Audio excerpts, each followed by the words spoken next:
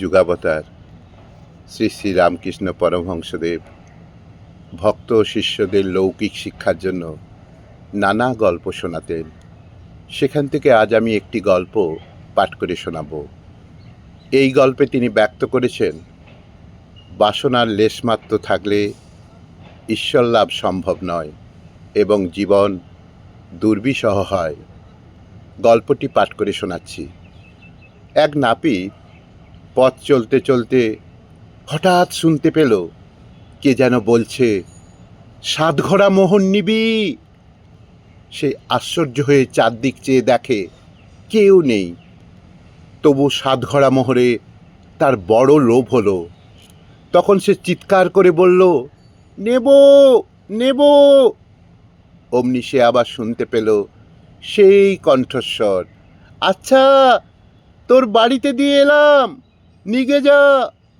নাপিত বাড়ি গিয়ে দেখে ঠিকই তাই, তার ঘরে 7টা ঘোড়া রয়েছে। সে ভালো করে নেড়ে চেড়ে দেখতে পেল 6টি ঘোড়া মোহরে ভর্তি, আরেকটি অর্ধেক ভরা। আধভরা ঘোড়াটার ভর্তি করার বাসনা নাপিতকে ভর করল। তার ঘরে সোনা রূপো যা কিছু ছিল সে আধভরা ঘোড়াটায় সব ঢালল। কিন্তু তাতে সে ঘোড়া পূর্বে কেন?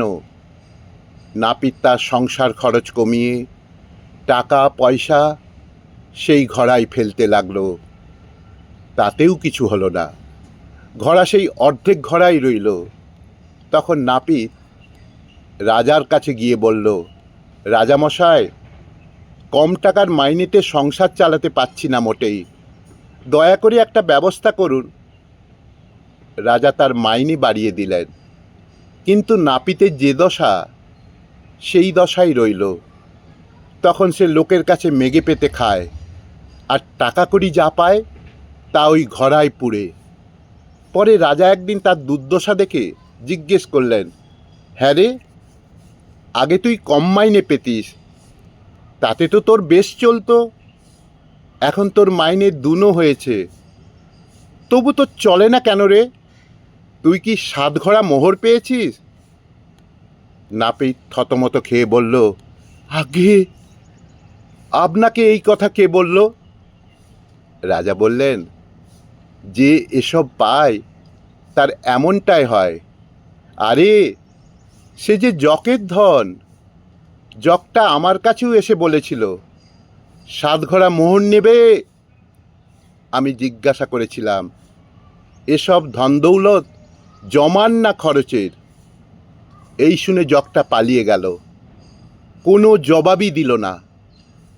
আরে ওসব মোহর কি নিতে আছে?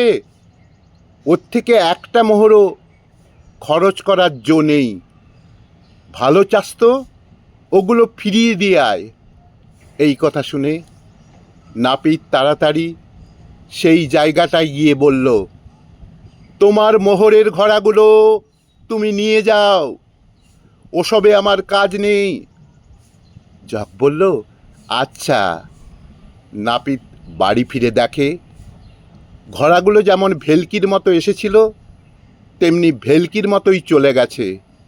লাভের মধ্যে তার এতদিনের রক্ত জল করা সঞ্চয়ও আধভরা ঘোড়াটার সঙ্গে চলে গেছে।